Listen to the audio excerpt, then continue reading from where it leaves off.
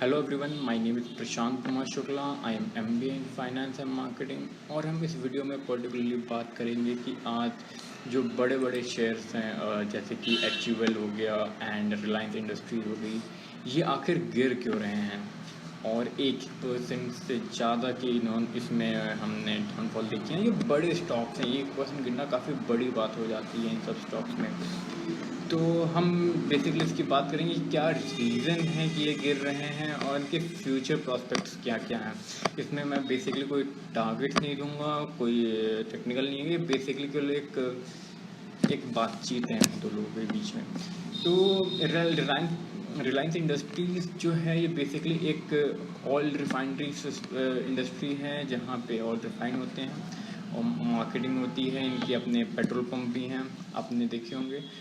तो इन सब इंडस्ट्री में क्या हुआ है कि रिसेंटली गवर्नमेंट का न्यूज़ आया है कि तो रिसेंटली इसमें न्यूज़ ये आई है कि गवर्नमेंट ने कहा है कि जो रिटेल प्राइस हैं वो नहीं बढ़ाए जाएंगे इन डीजल एंड पेट्रोल्स के अभी, बल्कि जो थोक में जो लोग लेते हैं जैसे जो बसेस डिपोज हो गए, जो कंपनीज हो गई, इनके लिए ये प्राइसेस बढ़े आएंगे। तो अब देखिए, अगर कहीं ना कहीं अगर रिटेल प्राइसेस नहीं बढ़ा रहे हैं तो उसका जो कंपनसेशन है वो रिलायंस को ही देना पड़ेगा।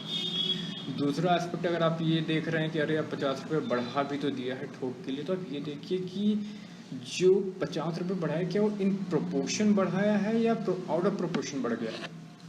तो आप यू विल फाइंड कि ये प्रोपोर्शन के हिसाब से बढ़ा है कि 50 रुपये तो बढ़ने थे तो गवर्नमेंट ने बढ़ा दी। इसको कहीं से कंपनसेट नहीं कर रहे हैं, जो रिटेल प्राइसेस की जो लॉस हो रहे हैं उससे ये कंपनसेट नहीं करने वाले हैं इस चीज़ को। तो you have to keep that thing in mind. तो ये सब जो ये जो नेगेटिव आ रहे हैं या ये जो लॉसेस हैं, ये रिलायंस या ऐसी सच कंपनीज को अपने पॉकेट से ही देना पड़ेंगे, कहीं ना कहीं इनके प्रॉफिट मार्जिन में दिखेगा। अब हम बात करेंगे HUL वगैरह जो है इसमें क्यों ये फॉल आया है। तो ऑब्वियस सी बात है, मुझे बताना नहीं पड़ेगा कि जो क्रूड ऑयल है ये इनका एक रॉ मटेरियल है एंड कहीं ना कहीं कैसे ना कैसे करके ये इस पे इफेक्ट डालता ही डालता है, इसके प्राइसेस पे इफेक्ट डालेगा ही। तो पहला रीज़न तो ये है कि गवर्नमेंट ने यह कहा है कि भाई आपके डीजल के दाम बढ़ने वाले हैं। तो अब HUL वगैरह की जो मशीनरी वगैरह की जो ऑपरेटिंग कॉस्ट जो कह सकते हैं हम लोग, वो बढ़ने वाली है। तो ये बढ़ने वाली है, लेकिन जो प्राइसेस हैं वो तत्काल में तो बढ़ेंगे नहीं। और अगर बढ़ भी जाते हैं, HUL ने कहा कि 5 से 10% काफ़ी सामानों पे वो आइटम्स पे अपना बढ़ाने वाले हैं वो MRP वगैरह।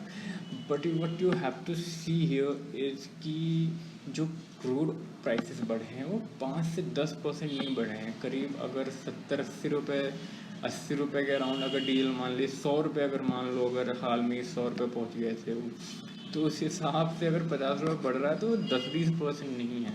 और अगर लास्ट ईयर के हिसाब से देखें तब तो बिल्कुल ही ये मतलब आउट ऑफ द रूफ कह सकते हैं हम लोग इस चीज़ को। तो ये चीज़ आपको कहीं ना कहीं इनके प्रॉफिट मार्जिन में दिखने ही वाली है, ये इन्हें अपने जेब से ही देना पड़ेगा। ऊपर से दूसरा मेजर रीज़न जो है, ये जो FMCG कंपनीज हैं काफ़ी ज़्यादा वीट एंड राइस वगैरह पे काफ़ी ज़्यादा डिपेंडेंट रहती हैं, कॉर्न पे काफ़ी ज़्यादा डिपेंडेंट रहती हैं। और जो रिसेंट कॉन्फ्लिक्ट चल रही है उसमें आपको पता होगा कि जो यूक्रेन है ये एक मेजर एक्सपोर्टर है वीट का। Ukraine and Russia both they are together called as bread basket of the world. तो इसका इफेक्ट जो वॉर का जो इफेक्ट है वो वीट प्राइसेस पे हमें अभी से दिखने लगा है। We are very lucky that we are in a country जो कि एक नेट एक्सपोर्टर है wheat and I mean basically farmers जो यहाँ पे हैं काफ़ी ज़्यादा सस्टेनेबल फार्मिंग कर रहे हैं। और जो फूड इनसिक्योरिटी हमारे देश में भी दिख नहीं रही है, जिस तरीके की जो क्राइसिस हमें श्रीलंका या इवन पाकिस्तान आइल से दिख रहा है, जो अफ्रीकन कंट्रीज़ है वहाँ पे चालू हो चुका है। एंड वेरी सून आप लोग को पता ही होगा कि किस तरीके से, अगर हम वेस्टर्न यूरोप की बात करें तो वहाँ पर इन्फ्लेशन आ चुका है और ईस्टर्न यूरोप में बेसिकली क्राइसिस स्टार्ट हो चुकी हैं इन चीज़ों को लेकर। तो अगर हम मेन पॉइंट पे आते हैं तो बात यह है कि इन्हीं सब वजह से जो प्राइस है इनमें हमें कहीं ना कहीं डाउनफॉल दिख रहा है। जब तक वॉर चल रही है तब तक हमें ये दिखता रहेगा। And I won't be surprise कि अगर ये पूरे सीज़न लाइक बस क्रॉपिंग, जबकि क्रॉप जो होती है वो एक सीज़न वाइज थिंग होती है कि आप इस सीज़न में आप बोएंगे तो 6 महीने बाद उसके रिजल्ट मिलते हैं, उसका हार्वेस्टिंग होती है।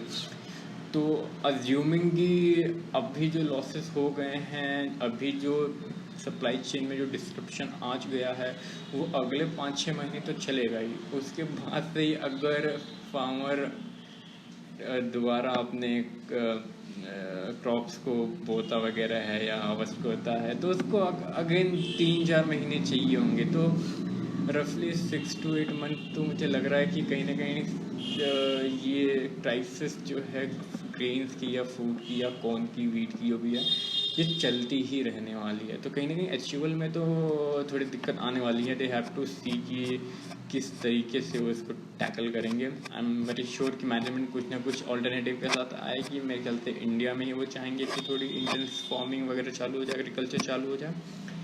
तो that remains to be seen, but for now तो एचयूएल में डाउन ट्रेंड जो है मेरे ख्याल से कंटिन्यू रहना चाहिए। Let me know your opinion, और आप कमेंट सेक्शन में बता सकते हो। This video is not a financial advice but only and only for the educational purposes.